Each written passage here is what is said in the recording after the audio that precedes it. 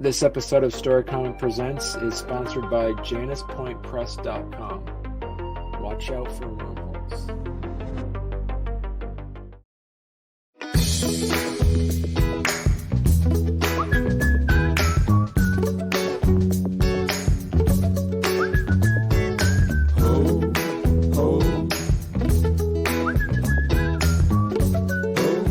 Welcome to Storycomic Presents, where we interview amazing storytellers and artists. This is episode 330.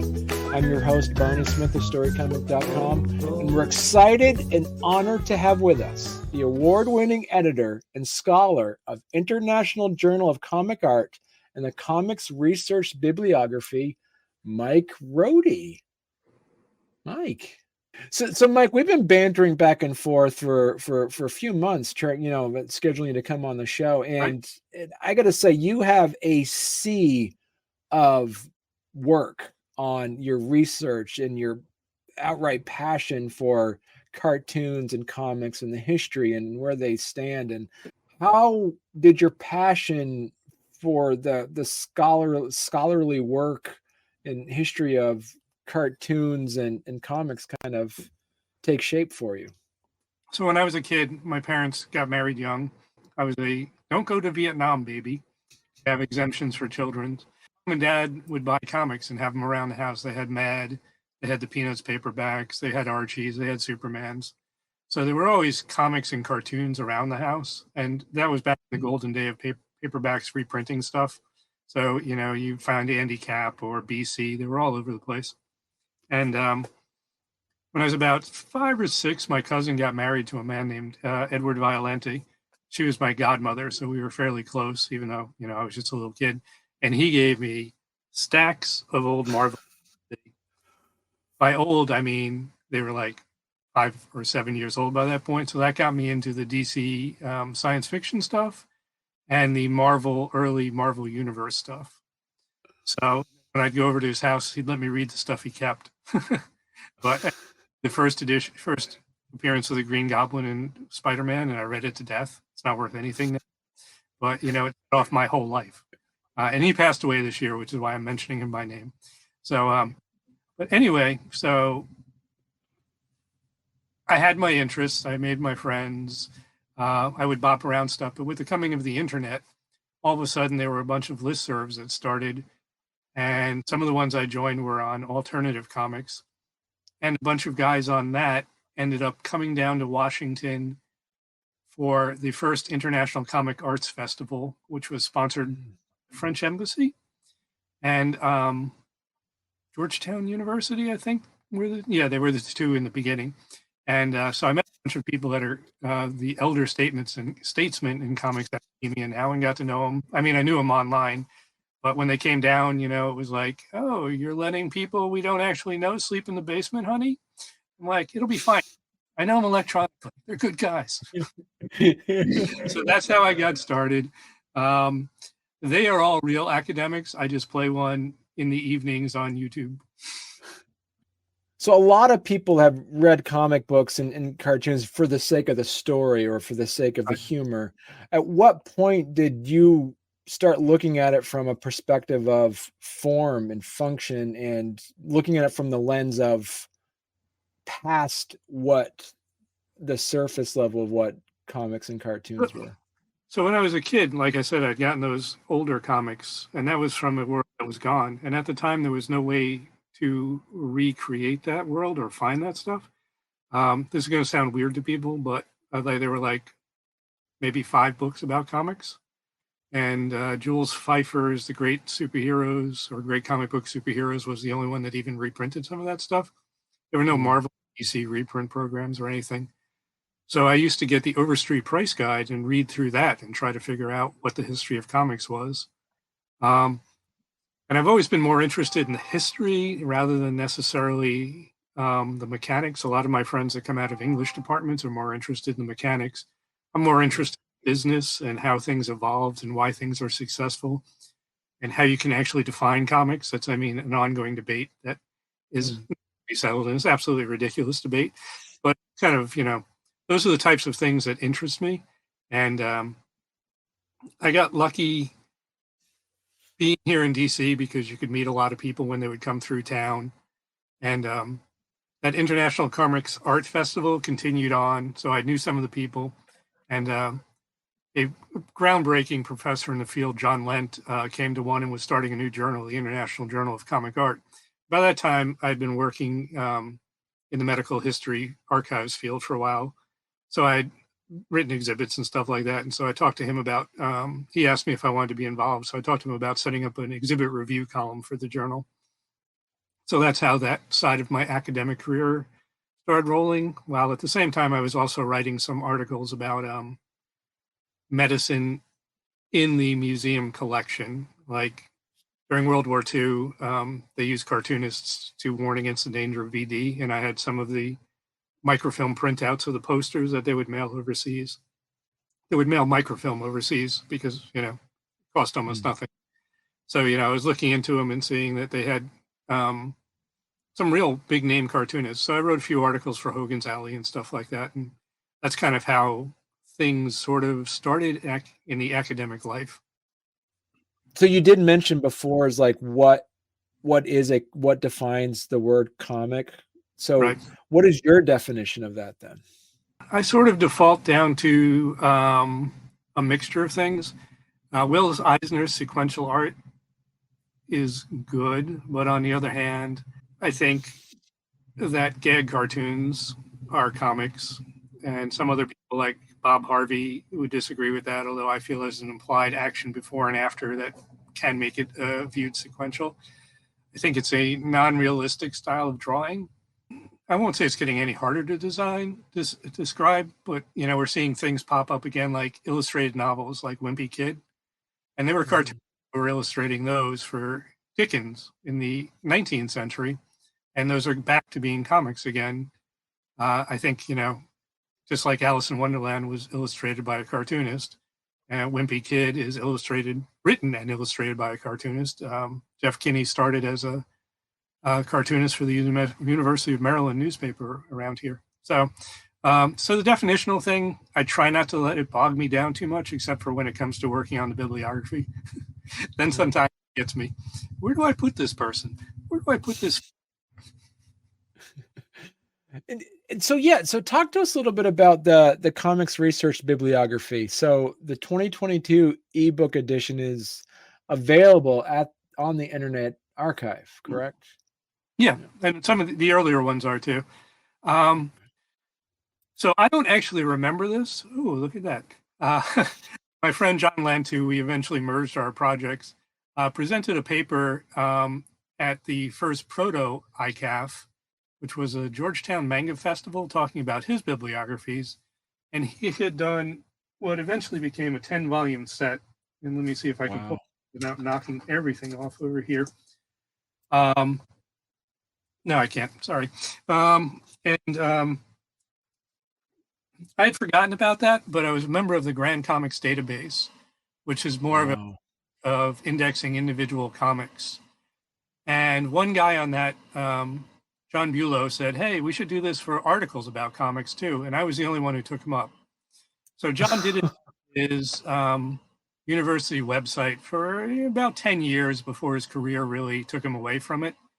And so John and I merged our projects, and I took his format, and I expanded all the time. But you can see, let's see, where are your comic books there? Yeah, so those are basically the headings John came up with over a 15-year period of doing his bibliographies.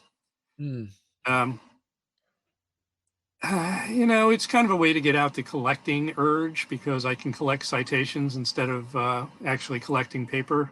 And I like to think it's helpful because, if you just put in the word Fantagraphics online, you're going to get, I think the last time I looked, it was well over 1 million hits. Go here and you look up Fantagraphics. There's a bunch of linked articles you can click directly to do your research, which is why eventually I started moving it online. We had tried to just make it a print thing originally, and John published an issue of the International Journal of Comic Art dedicated to one of the versions. But realistically, with so many sources migrating to the web, as well as news sources such as this podcast, which gets listed in it. I guess it's a podcast, I guess. YouTube videos, all kinds of stuff that gets listed in it now that it's much easier to, I mean, you're not going to buy the Barney Smith CD set. So maybe eventually, but right now, probably not. So a lot of the stuff just links live these days to the actual source. And it's a never ending rabbit hole. Like today, I was doing a little bit before we set up here, and YouTube tossed up a Jim Lee drawing recommendation. So I'm like, all right, I'll include that. And then it tossed up like 40 Jim Lee drawing recommendations. So one of them is going in. It'd be nice to have time and mental bandwidth to add them all someday, but I don't see that happening. But artificial intelligence will maybe put this out of business. But in the meantime, a guy named Tony Rose volunteered to start helping me this year when I was talking about this online. And he's another Grand Comics database guy. So I find the citations, he puts them in the format and emails them back to me, and then I drop them into this document that you see on the screen. So it's, I'm not saying it's healthy, but it keeps me busy at night. And so I'm really curious, because of someone that's been basically seeing how cartoons and comics started in the beginning of the 20th century and near the end of the 19th century, it just seems as though from the passive viewer that there's just been a deluge of comics lately through web comics and manga. How do you keep up with that from a research perspective and like just someone that actually like catalogs? Honestly, you don't. I would love to. I have sources I go to regularly. I have about 15 subscriptions on YouTube, including you and several other sites, the CXC conference, the Small Press Expo. So I put those in regularly because I know you're doing interviews, and I consider that a primary source. CXC, they have panels of academics, so I consider that a primary source. So I tend to lean towards primary sources. Into the Comics Journal site, I'll include interviews or in-depth articles about somebody and some reviews depending on how specialized it is. I'm going to the Beat with Heidi McDonald's site. If it's a puff piece, I don't include it. I include interviews. I include the business stuff about, like today she has an article about somebody starting up another new comics reading platform on web. So I include those because it traces the business and the technology. So those are my general cutoff points. Going backwards in time, I pick up what I can, but I literally have tens of thousands of pages of unprocessed citations, and I dumped an entire year on Tony. I think I gave him 15 earlier this year, so we'll see when he comes back with that.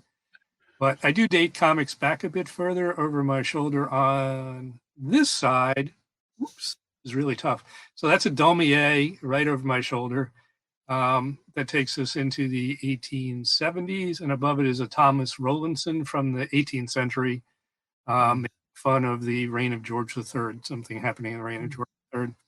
So I tend to date comics from British political prints and then French newspapers. Daumier appeared in French newspapers, and if you find a Daumier original, it's just been cut out of the newspaper. It's like cutting Dilbert and then saving it for 200 years. Watch out for wormholes, because a good book is a wormhole, whether it's paper or pixels. Explore our artist books and chapbooks, including the winning 2022 Chautauqua Janus Prize Lecture at januspointpress.com. And sign up for news of our upcoming sci-fi, sensual, and literary collection, Event Horizon. This short story collection on cosmic decisions and their impact is written by award-winning author Stephanie Nina Pizzarillos and features comics, prose, photography, and original canvas work by an array of exciting artists. Visit januspointpress.com.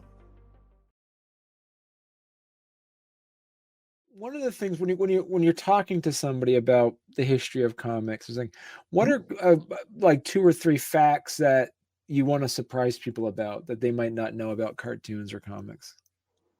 I have never remotely considered that question. um, wow.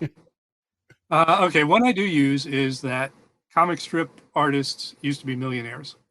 It's a way to make it big on your own talent in the 1920s and 1930s. And when you got big, you got big. A little bit of the holdovers into the late 20th century with Garfield. Jim Davis had his own jet, and Bill Watterson could have had his own jet, and Charles Schultz had his own hockey rink. But dead in the water now. But at the time, in the 20s, those people were like written up in the newspapers as the nouveau riche. And anybody could do it because, basically it just took you paper and ink. Yeah. And finding the platform, of course. You had to find the newspaper syndicate or the newspaper. Right. Newspapers would run a lot of original material too. A lot of people talk about how the collapse of the newspaper industry also had a very negative effect on cartoonists as well. It did, and it does. The Associated Editorial Cartoonists is probably the shrinking the fastest. And you see a lot of the alt cartoonists, they lost their platforms about 10 years ago. Their newspapers all disappeared. So I fund a lot of them on Patreon, like Jen Sorensen and Tom Tomorrow and Ruben Bowling. Now it's coming for the political cartoonists, and I fund some of them too, Steve Brodner and a few others. And now it's coming for the comic strip people. Australia's newspapers no longer publish comic strips. They all just last month.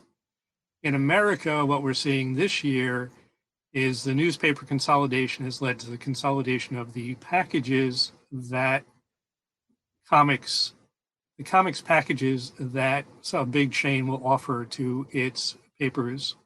So a lot of cartoonists lost that too, because it's like Prince Valiant got dropped out. It's like if you live in East Podunk, their new corporate overlords do not offer them the option of running Prince Valiant. A lovely strip these days, even though it shrunk to almost nothing. But it's interesting seeing King Features started pushing back hard last month and this month. And the Daily Cartoonist, which is another blog I like a lot, D.D. Degg is tracked that they've, I think, launched 5 strips into print this year, including revitalizing Flash Gordon, which is now running in my local Washington Post, which I did not read today because the Post writers are on strike. For those that are listening to this or watching this and say, Mike, this is good. I want to read. I don't have a local paper anymore. Where can I actually reach out and read a Beetle Bailey or a BC? Where would you recommend people where can they access comic strips right now? So both major syndicates that are left, Andrews McMeel runs Go Comics, and King Features Syndicates runs the Comics Kingdom, and they're both quite good. Or if you decide you want to support a newspaper like the Washington Post, even though they're on strike today, if you subscribe to them, you get access to their comics page, which probably has about 100 strips on it, on their online one. So still ways to do it. And, that's if you like the traditional comic strip. If you like web comics, you can sign up for various people will email you their web comic for free, like Dave Kellett does Sheldon and another one. And in a different generation, instead of a web cartoonist, he would have definitely been one of those go-getting comic strip guys.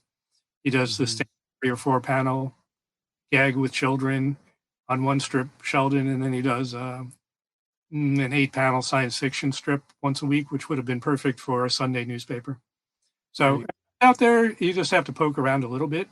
In some ways, it's easier to find than ever. It just makes its creators less money than ever. Right. And so where do you see, looking at the projection, what's the old adage of, if you don't learn your history, you're doomed to repeat it. So somebody that knows the history of cartoons and comics, what do you see happening to both of those mediums in the next 10 years? If I knew that, I could make some money. It's still that golden ring that you can reach for, right? You got a comic and all of a sudden you're doing something called Over the Hedge, and all of a sudden DreamWorks asks you to make a movie or rights for you to make a movie, right? So a lot of people's stuff is getting picked up these days just as IP to possibly do something with it. I don't know. I mean, I love a print newspaper because professionally I'm an archivist. You can pick it up. It doesn't change. It doesn't go away. You buy it, you own it. It doesn't disappear. You want to clip it out. What you can't see off screen is I've got a bunch of not filing cabinets and milk crates filled with clippings of various subject headings. And I have that at work too. They're just military medical subject headings. So those are vertical files, but again, they're at the risk of flood and stuff like that. But if you go to the Billy Ireland Library, you can, that's at Ohio State or the Michigan State Comic Art Collection, you can go through these files of clipped comics or clipped articles or Sunday sections, and they still exist. That's not going to be necessarily true for anything that's on the web these days. So I've sort of drifted from your question, but I have no idea how people are going to monetize this. Webtoon and webcomics is a good example, but is that, sustainable? I mean, it's like anything else. When everybody floods the market, there's only enough money for the top 50, 100 people and stuff. Publishers Weekly does a podcast called More to Come, and Heidi McDonald was just on there talking to Shannon Garrity, who's done webcomics for 25 years. And they were talking about webcomics and how the big push right now is to actually publish them in print. Print is not dead. It's not going away. It's going to metamorphose. All it takes is some rich guy who decides he wants to publish, like Hearst, who wants to publish comic strips. And all of a sudden, they're revitalized. Pretty much the way it's, it started in the early days of the 1890s through the 1910s. It was circulation battles, and, something like that in a different format could happen again. But yeah, it's hard to predict. In superhero comics, I was talking to some friends about this. I see an implosion coming there. They're doing a lot of stuff like they did in the 1980s with flooding the market with lots of titles with the same character. Like there's probably 10 Batman titles out now, and a lot of variants. And the prices are creeping up to $4 or $5 for 22 pages. So I think we'll see a crash there, and that'll shake out comic stores. And there's distribution wars in comic books too, which happened 20 years ago when Marvel Comics bought a distributor and ran them into the ground. So a lot of stuff goes around, comes around. You see it again, but it doesn't work out quite the same way. So it's hard to make the prediction. Right. Well, it's interesting because if you're looking at looking at what the future holds, and it's based off of who are the 6-year-olds and the 10-year-olds now, and what are they reading? Right. And as you mentioned, before we went on the air, we were talking about just like, being optimistic for the future. And it's just, it seems like when you go to a bookstore and you go to a library, they have an ever expanding graphic novel section. They do. And they are enormous. And, that is the future. And there's nothing wrong with that. I'm actually a big fan. I've got tons of young adult graphic novels lying around. I would rather read these than a current Superman with 40 years of current continuity and 90 years of continuity. So that's a good thing about it. The main problem with that I see is, I was talking to somebody at a Phantom Comics store I went to over the weekend, is the kids can't buy those on their own. This is $12.99. When I was a kid, comics were making the big jump from 20 to 25 cents, and I could, 7-Eleven and just do the spinner rack. Right. Yeah. So, kids are reading a lot of them now, but they're not buying them. And will that affect their behavior in the future? Maybe. I don't know. Right.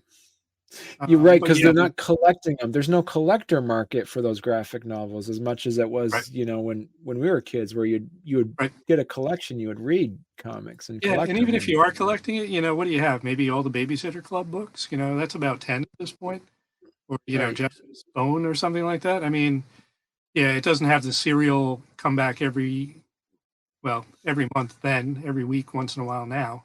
And again, the money is considerably more of an outlay. I'm not sure what 20 cents is now, but it's a lot harder to come by that $4 probably for an average kid than it was for me to come by 20 cents. Because, you could find quarters dropped on the ground back in the day. It's also hard to access a comic book, to actually buy a comic book, because they're only in comic book shops, as you said. There's no That's true. The spinner direct racks market. Yeah. anymore at the stores. Yeah. 'Cause I still go to comic book stores. That is not as obvious to me, but yes, it's certainly true. And people do say, where do you even find comic books, to me at work frequently and stuff like that. So, or when I hand them out a comic on Halloween, I buy Halloween from the store. They Diamond started this with a program called Halloween Comics about 2 decades ago, and they were for your store to hand out.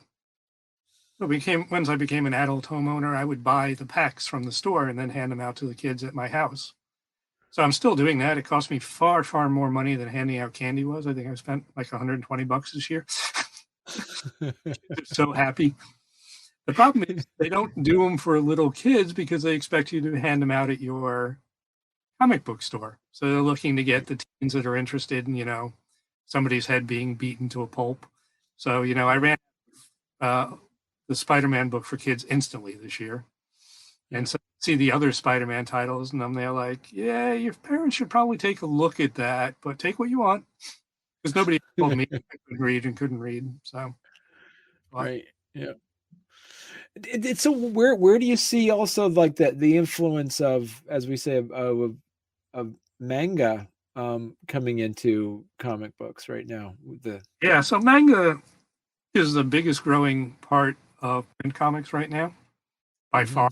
And Heidi McDonald's The Beat had an article about the 10 best-selling mangas. I think it was translated from Japanese, but the numbers are astonishing. And certainly many of the people that draw webcomics are manga and anime influenced, so you're seeing it come into the American market by Americans. Let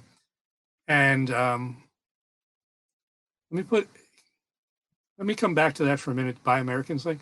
But I'm going to say that we saw this once before too. There was a massive manga surge about 15 years ago. Everybody realized that they could not actually afford to buy 80 volumes of Inuyasha, and they could just read it in Barnes & Noble for free. And I think we're going to hit that again.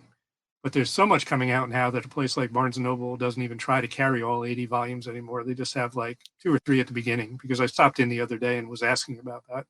Because they're like, I'd like volume 7 of this. Oh, we can order it for you. Okay.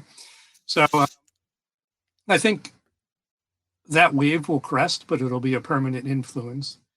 What's interesting is I went to a couple of book talks here around DC from local people that I had never heard of, because one of them goes by the name Snail Lords and the other by Uru-chan.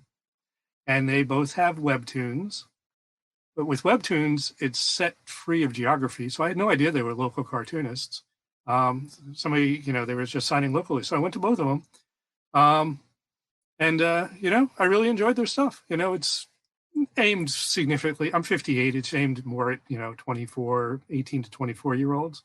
But it's nice, competent comics. So, I enjoyed them, even if I don't really need to read about yet one more set of superpowered students going to a school, which was unordinary, but I enjoyed it.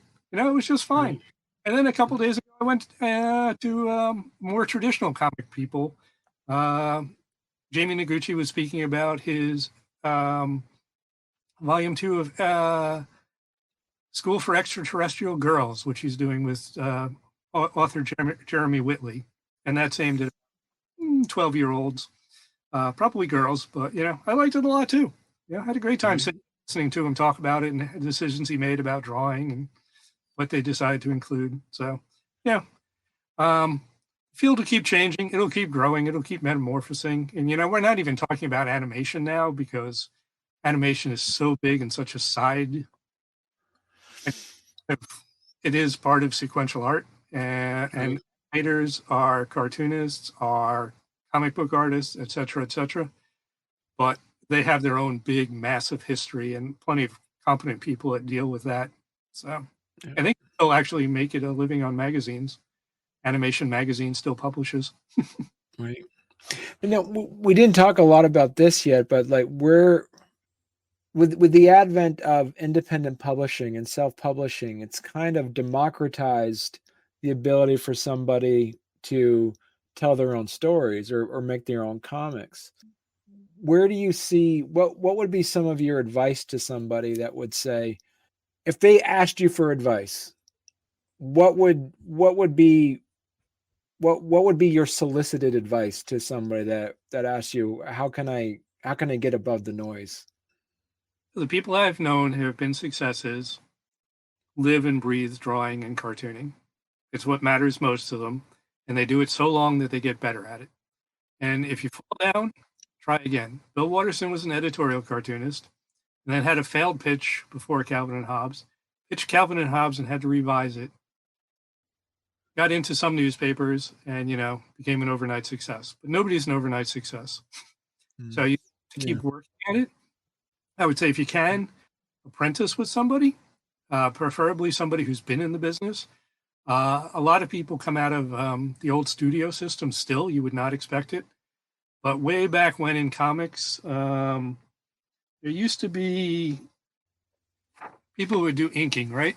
And you see all the ink on this page. There used to be young kids that would come in to hang around with the cartoonists and spot the blacks. They would color all the blacks in on a milk caniff strip or something like that. And current cartoonists like Dean Haspio, they got their start helping Howard Chaykin and some other people that way. You can't be a pest, but it doesn't hurt to learn from the people who can make a living from it, rather than trying to recreate the wheel yourself. But, somebody like the Laura Olympus lady, whose name, she's from Australia, and her webcomic is probably the biggest comic in the world, well, in the English-speaking world at the moment. And she just came out of nowhere on Webtoons. I have no idea how she generated that much of a following beyond the fact that, well, she's telling a story of Persephone, but she's telling it in a rom-com fashion, and she's got a really interesting art style. So again, I'm not the target audience for it, but I love it. Laura Olympus. And like I said, these other two local people, Snail Lords and Uru-chan, I'd never heard of them before, but I'll be buying their books. I bought their books. If I had enough time, I'd be reading them on Webtoons, but I don't. So, so that is not helpful advice, but it's pretty much practice, the old Carnegie Hall advice. And that's right. It's in who you know too. A lot of my career, which I did not really talk. I talked a little bit about people I've met, but a lot of it is who you know. So I'm lucky enough to be introduced to a local cartoonist named Richard Thompson, who was a Washington Post cartoonist, did all kinds of Spotzillos and stuff for them, at a Library of Congress event by my comic book store owner. And we hit it off. We were going to exhibits together, so I met his friends who were cartoonists through him. And then he finally agreed to do a comic strip for the Washington Post, which was Cul-de-sac. And then when it was time for Cul-de-sac to be collected, his publisher, Andrews McMeel, reached out to Bill Watterson and said, "Hey, Bill, would you write an introduction to this?" Bill, they sent it to Bill, and Bill wrote an introduction to that. So eventually I ended up meeting Watterson through that and ended up working on a book with him. It's just basically showing up, being in the right place at the right time, and, not being really annoying, trying to be helpful. So I'm trying to pay Richard back by keeping some of his work in print via self-publishing, like you mentioned. Right. And I know that I do not sell very many copies of it, so I don't have any advice for anybody else. One of the great cartoonists of the late 20th century. His Andrews McMeel books are all sold out. The Art of Richard Thompson and The Complete Cul-de-sac, I think, are both sold out. But when I sell people the spot illustrations he did for the Why Things Were column, me and my publisher didn't make a great deal of money. I made nothing. I doubt if he made anything of that. And so for what it's worth. Well, perfect. Yeah. So, Mike, this has been fantastic. There's more things that we could talk about, but I think we just ran out of time right now. Up to you. Yeah. But thank you so much for coming on, and let us know when there's something else that you have 1,400 pages on the Internet Archive on your book here. I can't believe how much you've written about the history of comics. You even talk about different countries and stuff as well. Yeah, like I said, I picked up John's schemata, and John was a communication studies person before he started getting more interested in comics. So he Right. was always interested in the worldwide thing. If you click on my name there under the title, Comics Research Bibliography, click on my name there, you'll see a few other things that I've tossed online off and on. So being an archivist, I've tried to preserve some audio files there. One of the things when I was in the Grand Comics database, I was also in another indexing group. So some of these projects, that film and adaptation one, I inherited from a German guy who passed away, and it's basically just lists of everything that had been adopted into film and TV. Wow. Self-published one that maybe sold 15 copies. But Right. the updated 2022 version is there for anybody to download. And it just shows how deeply embedded in about 110 years of pop culture, maybe even a little more now, that comics and all types of comics are. Widow let me use some of Richard's drawings, so the covers got a lot better all of a sudden. Yeah, that by no means lists everything that comes out in Japan, because everything that is a manga becomes a cartoon anime, and Right. Yeah. so Yeah. I just love the big world of comics. There's like cartoonists who did retro album covers in there somewhere, and I have some collection of cartoonists who've done stamps. Mike, thank you so much for coming on. It's a genuine pleasure. Yeah, I enjoyed it. Maybe I'll do it in reverse and interview on Comics DC for how you got interested in comics and how it led to buying a radio station. Yeah.